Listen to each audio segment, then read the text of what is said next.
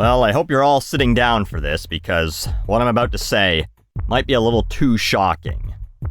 Your old pal Buckley was not a popular kid in high school. Buckley, no? You weren't popular? But you seem like such a people person. I know, but I was not a part of the in crowd.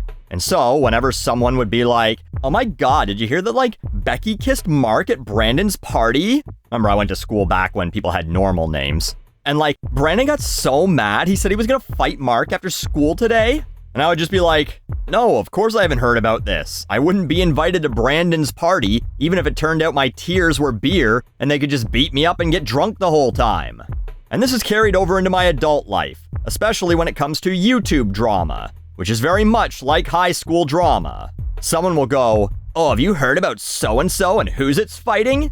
And no, I haven't. I don't know who any of these people are, and they don't know who I am, and that's fine with me. Back when I had a larger audience, people would try and start drama with me all the time, and I just couldn't be bothered. If they wanted to make a video being like, oh my god, Buckley doesn't know anything about guns or weed, he's so stupid, whatever. It would almost always be some channel with fewer subscribers than me trying to make a name off of me, or someone who was on a decline in viewership while I was on my way up. And either way, I'd be a bit of a hypocrite to get upset about that, given that much of my audience was gained while I made fun of pop stars.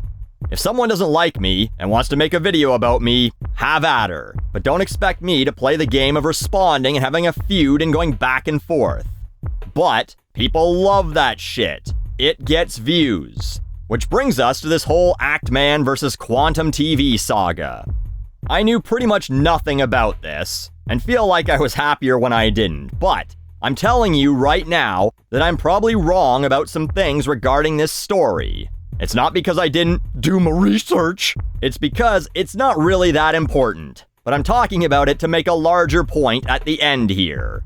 So, a review channel called Quantum TV made a video where he said Elden Ring sucks because it doesn't have an easy mode and that the game must be made for people with no friends. Okay, so far I'm not sure what the problem is. Elden Ring is by the people who made Dark Souls. These are punishingly difficult games on purpose. And listen, I'm glad they make games for people who like games where the challenge is the reason for playing the game. But they are just not for me.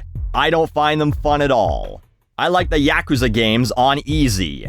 That's the type of gamer, or the type of not a real gamer, that I am. Whatever.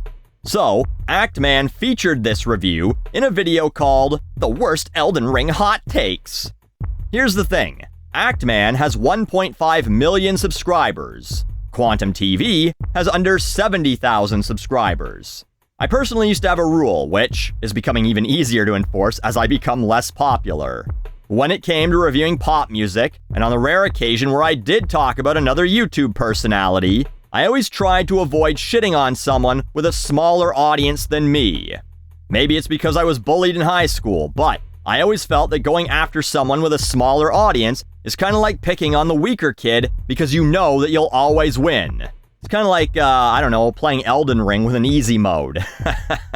But whatever. I honestly don't even know how this guy landed on Actman's radar. The guy reviews TVs for anywhere between 5,000 and 20,000 views. Anyway, Actman didn't like his review of Elden Ring. The guy who made a video called Why an Easy Mode Would Ruin Dark Souls and Elden Ring didn't like a guy saying that Elden Ring wasn't fun because it's too hard. Oh, you don't say. So then, Quantum TV copyright strikes Actman's video. Actman posts about this on Twitter, there's proof it happened, and it's the second shittiest thing you can do in this situation. You don't copyright strike a video because you're getting made fun of. Actman gets the copyright strike removed, and then Quantum TV does the shittiest thing that you can do in this situation. He calls his mom. What the fuck? He literally phones Actman's mommy to tell on him. Fuck. There's unwritten rules to this shit. If you want to be a public figure, and once you start posting on YouTube, you are a public figure, you leave people's families and other civilians out of it. So, I guess Actman reports this to YouTube, and YouTube's like a fucking Westworld robot. Well, this doesn't look like anything to me. So, Actman, upset about this, clearly, responds with sarcasm. He tweets, "I am excited to announce a new series of videos I'll be making on YouTube called Doxing Adventures with Actman. In it, I'll be doxing and harassing the family members of YouTube employees and other content creators. It's sure to have lots of family fun. Ha ha ha." Well, joking about doxing YouTube employees is like joking at the airport that you have a bomb. No one's got a sense of humor about that shit. You do that, and you're getting dragged into a back room and getting a big old gloved fist shoved up your ass. And that's what happened to Actman. Figuratively, not literally. YouTube took away his partner status, demonetized his entire channel. Man, imagine not making money off ads on YouTube. How could anyone run a channel that way? Support the habit at patreon.com/doseofbuckley. But anyway, yes, I'm sure I'm leaving stuff out. Feel free to tell me in the comments section. But this shit trended on Twitter for days. Quantum made a handful of videos that all got way more views than anything else on his channel. People love this shit. But why? Because people love negativity. Seriously, they do. I mean, let's look at Actman's channel just as an example. World at War is actually a masterpiece. Million views. Why is Call of Duty Vanguard so bad? 3 million views. Why is Elden Ring so successful? 1 million views. I don't care about Call of Duty Vanguard. 2 million views. Oh man. A 19-minute video about why a guy doesn't care about a game. But that's a good video.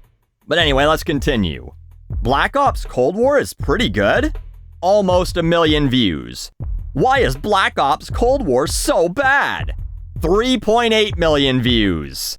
Fuck, I love YouTube. Let's use someone else as an example here. Todd in the Shadows. Todd and I should have feuded a long time ago for some sweet clout. Could have had a WWE storyline pretending we hate each other, settled it with a pseudo-celebrity sumo suit fight. Anyway, his best songs of 2021 video? 600,000 views. His worst songs of 2021 video? Nearly 900,000 views. People love negativity more than they like positivity. How about one more example? I came across this channel a while back called Sunny V2. Almost the entire channel is shit like this. LMFAO, where are they now? Their brutal decline. Why Skeppy's career has been dying. How Smosh killed their channel. Why Epic Mealtime eventually failed. Why Belle Delphine's career died. Millions of views. Meanwhile, pretty much the only positive sounding video on this channel? How Dream changed speedrunning forever. 700,000 views. Not even close to the 7.4 million views for a video detailing Belle Delphine's decline in popularity. Movies try and teach us that we love to root for the underdog, but we do not. What we really love is a fall from grace and seeing a good old-fashioned shit-kicking. Sometimes, whether it's deserved or not. That is what we love. Again, just like people loved high school drama. And just like when given a choice between a juicy, greasy cheeseburger and fries with a Coke, or a lemon garlic kale salad with a glass of cucumber water, you know what you're choosing 9 times out of 10. You know. But I think there almost needs to be a Geneva Convention for YouTube drama. Like a set of rules of engagement. In fact, here, we'll just make them right now. Number 1, pick on someone your own size. Or, if you want to face off in a heavier weight class, you go right ahead, but know the consequences ahead of time. There's a good chance of you getting ratioed. Number 2, no trying to get a video about you deleted or copyright striking someone. Own your status as a public figure. Don't be a baby. Take it like an adult. Number 3, no family, no civilians. That should really be number 1, but whatever. You do not bring others into it. Actually, that's 3A. And then 3B, no doxing. You keep this nonsense online. You don't take it to their fucking house. Number 4, no brigading. No inciting your audience to go fight your little battle for you. And this is for the audience as well. No jumping into a fight that's not yours. We observe like the gross little pervert voyeurs we are, but we do not get involved. Like watching a one-on-one fight in a schoolyard and a bunch of cowards all jump in and start circle booting a guy when he's down. You don't do that shit. And number 5, once it's over, it's over. Whether you won or you lost, or you think you won but you actually lost, you move on. Same deal. You don't keep kicking someone while they're down either. So there. That's my rules of engagement for YouTube drama. If you're gonna hate, hate fair, everyone.